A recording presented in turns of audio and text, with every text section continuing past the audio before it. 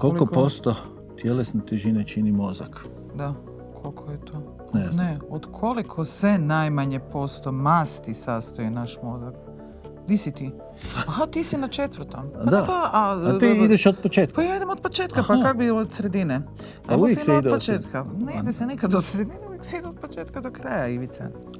A to tak ide? Ovako, posto... Nekak imam, čekaj, tu imamo prvo, treće dobro. i...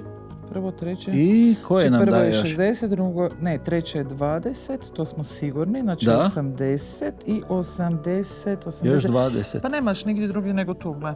Znači, koliko sekundi otprilike traje kratkoročno pamćenje? 20. Znači, kaj smo rekli? Imamo 1, 3 i 2. Bravo.